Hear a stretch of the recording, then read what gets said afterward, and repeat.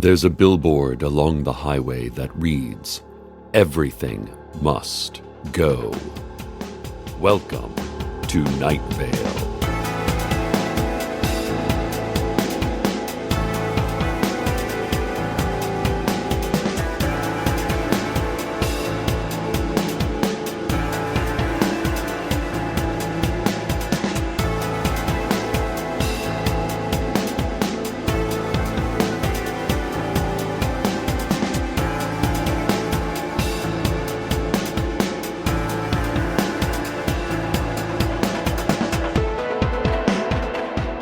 I don't talk much about my brother on this show, Cal.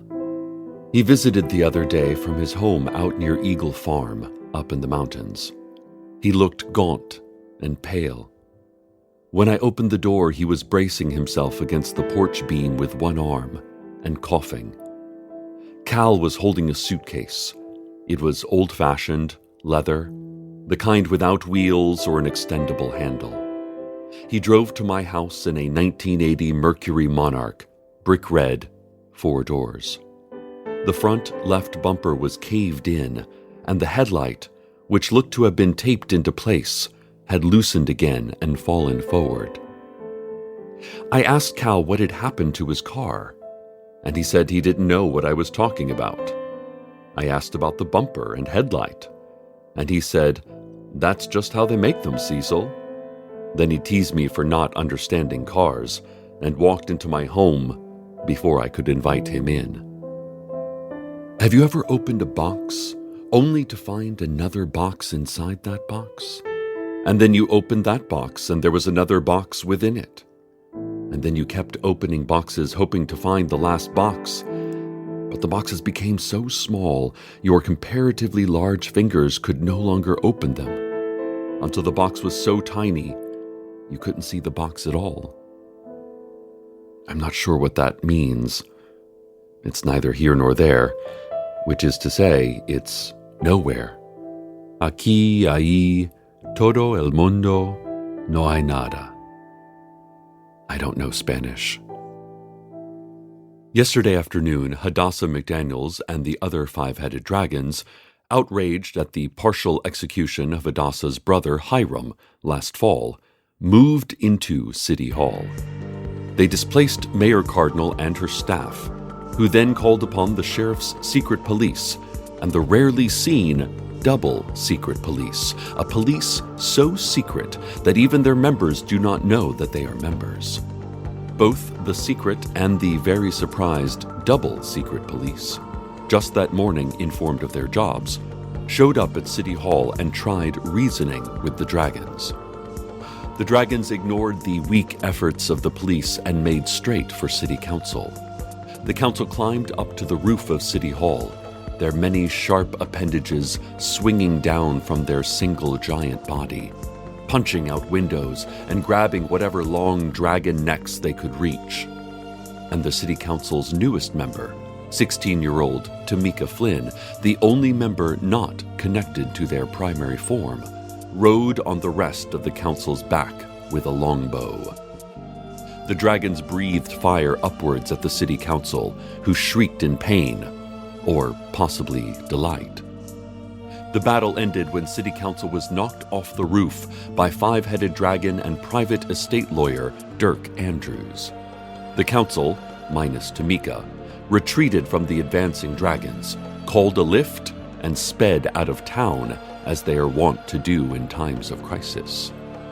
Tamika paced at the edge of the City Hall lawn, cursing and thwacking a well-worn copy of Glenn David Gould's Carter Beats the Devil into her calloused palm. Above the City Hall, a long, black slit was torn into the light blue sky, and no one reported seeing the moon. When Cal entered my house, I offered him some tea, and then called Carlos to come join us. But Cal said he doesn't drink, and Carlos didn't respond to my calls. I told Cal it was just tea, no alcohol, and he said he doesn't drink anything. I peeked into Carlos's office, but he wasn't there. Nothing was there. It was just an empty room. Carlos wasn't gone. He had never been there. And for a moment I did not miss him. As for a moment, I did not remember he existed. It was just an empty room, I thought casually. Cal set down his suitcase and said, "You hear that, Cecil? You hear that noise?" He pointed straight up. "In the firmament?" he said. "Do you hear it?" he repeated. I listened, and I heard. I heard paper being torn. I heard weeds being pulled. I heard eggshells crumbling. When I looked back to say yes, he was holding his hand to his mouth and lurching forward over the sink. A trickle of blood ran down the outside of his hand. I could see his tongue moving rapidly along the insides of his cheeks as he let out small grunts. He finally removed his hand and spat sharply into the kitchen sink. I heard a loud rattling in the stainless steel basin and saw 2 teeth, unbroken, root bones and all, lying in the strainer. I stared at them and remarked at how long a human tooth actually is. Cal wiped his face and hands. "Nice to finally get rid of those," he said as he tore off pieces of paper towel and wedged them into the holes in his gums. Then he asked, "You got a girlfriend or what, little brother?" In my life with Cal, I had never told him I would never have a girlfriend. In Night Vale, no one cared either way, but I felt like Cal would have. In this other reality, I was single, so I only said no. He shrugged and scratched his head. As he did, a patch of dark hair fell to the floor. We watched it fall, lilting and looping slowly downward. Which falls faster, a brick or a tuft of hair? Carlos taught me this physics riddle. It's a trick question. The brick falls faster, not because of its weight, but because a brick falling is less horrifying than the unexpected loss of even a minor part of your body. Time does not slow down for that which is uninteresting. "Better not look in the mirror," Cal said as he nervously simulated the sound of laughter. A dribble of blood ran down his chin and onto his chest. When the public library disappeared last week, no one celebrated nor mourned its absence, as we could barely remember it being there. In its place, a long black sliver of nothing, a hole in our universe near which no one wanted to go. Except for Carlos, who's a scientist and wants to study everything, but I told him, no way.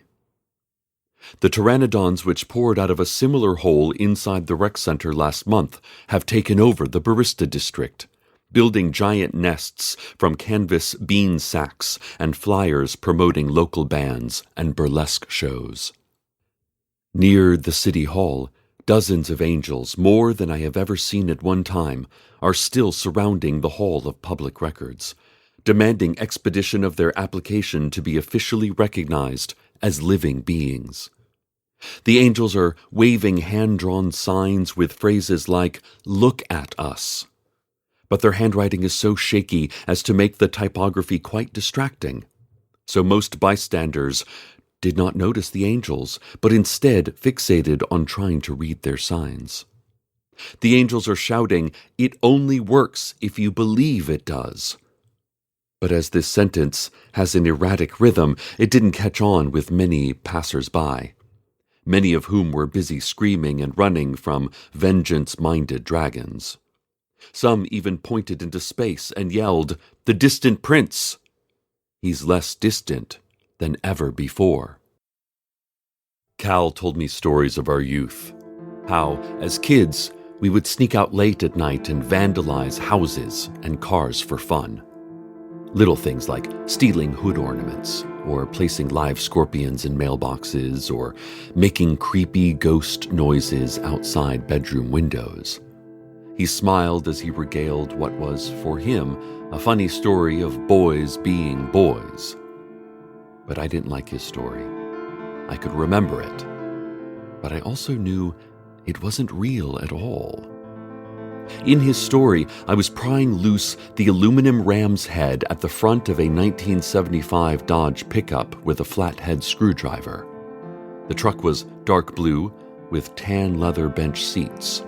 I remembered it was parked in front of a mid-century ranch-style home with a rock garden full of succulents and herbs.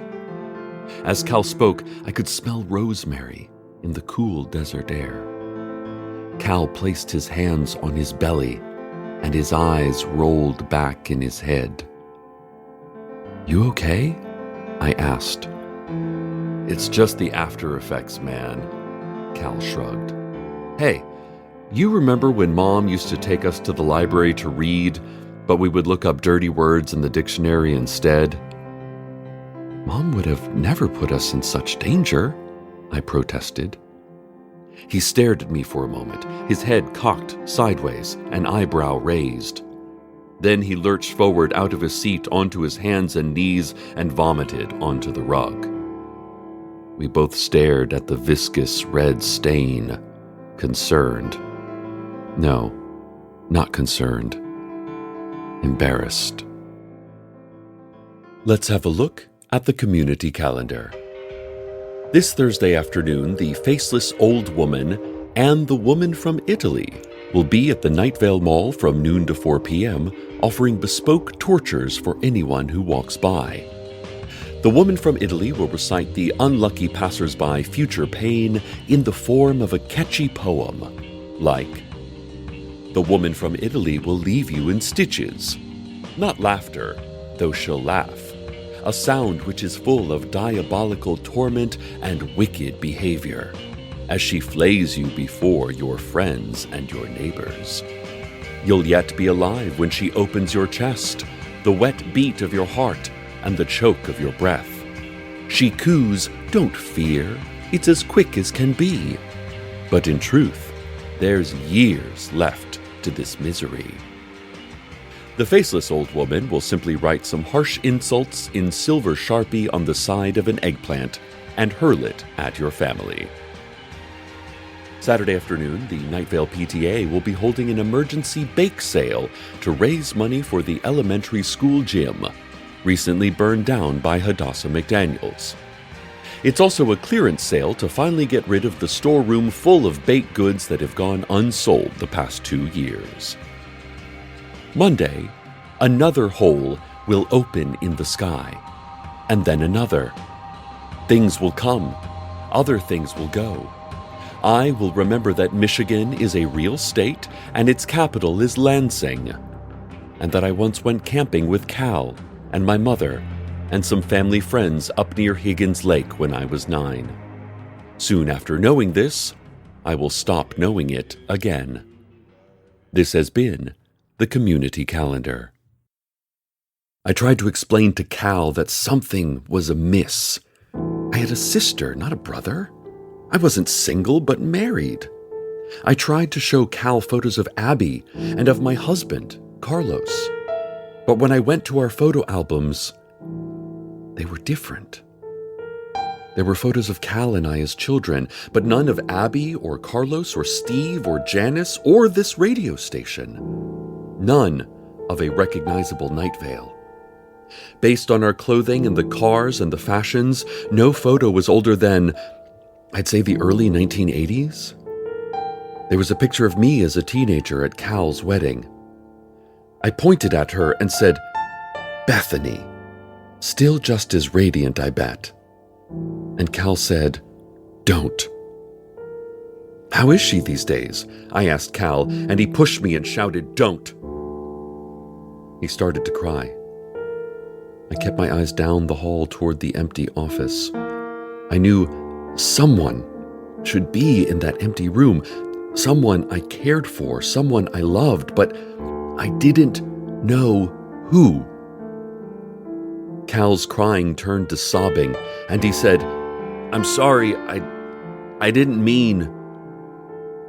I put my arm around him and said softly, I know, Cal. Shh. It's okay. It's just when you asked about Bethany, he said. You know she didn't... He couldn't finish the sentence, but I knew Bethany didn't. That year, most people didn't. But also, that's not how it happened. And also, I don't have a brother.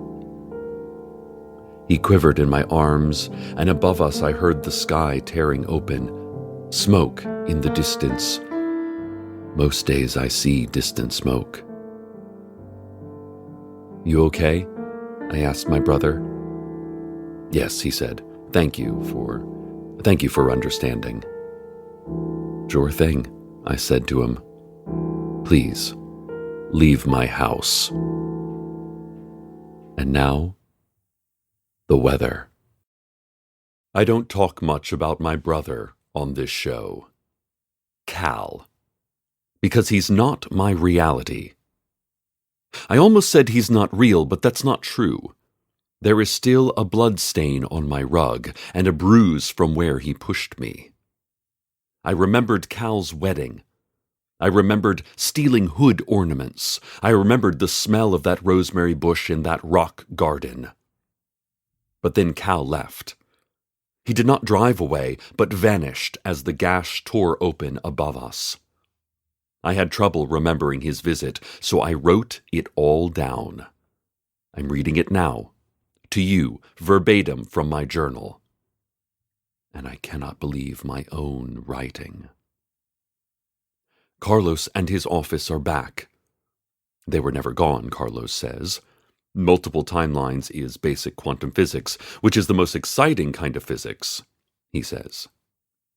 This morning, I gave Carlos a tight hug in bed and kissed him along the back of his beautiful hair, perfect, even when matted asymmetrically from sleep. The angels are still standing around the Hall of Public Records, demanding that people look at them. There is one sign that says, "We're angels and we're totally real, and you're making a huge mistake not acknowledging that. Trust us, we're totally angels." And while I appreciate the sentiment, I do think they'd be better served hiring a copywriter or at least a decent graphic designer. Holes are tearing open across the sky, and I can barely hear myself thinking most days. The dragons have marched into the city jail, freeing all of the inmates, mostly political prisoners being held for an unnamed international leader, as well as a handful of college-aged drunk tankers. Mayor Cardinal, from her home, issued a statement about the disintegration of our town and bleeding together of realities. The statement reads, "My father, who died of liver cancer when I was 5, has returned. He arrived from a hole in our reality. I am choosing to go with him, Night Vale. I am choosing the world where he did not die, where I did not kill my double, where dragons did not destroy our town. Listen to the ripping of the firmament and find the world you prefer, Night Vale. All else is pain." Listeners, I beg you not to do this. This is the world we have built, right here. If you leave, if you don't accept it, it cannot hold together. Hold tight those you love, Night Vale. Not for fear of their loss, but for love of their presence. Hold on to what you know is real. Life is only a narrative, but it's a narrative we write together. Stay tuned next for... Whatever was on the schedule for this month has all been scribbled out with charcoal. And with the same charcoal, someone has scrawled a story about Huntokar. across the entire broadcast calendar. So stay tuned for that, I guess. And for what it's worth, and for however long our own narrative has left, good night, Night Vale. Good night.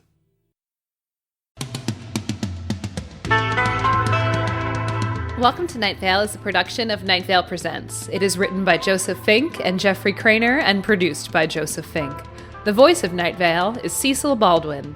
Original music by Disparition.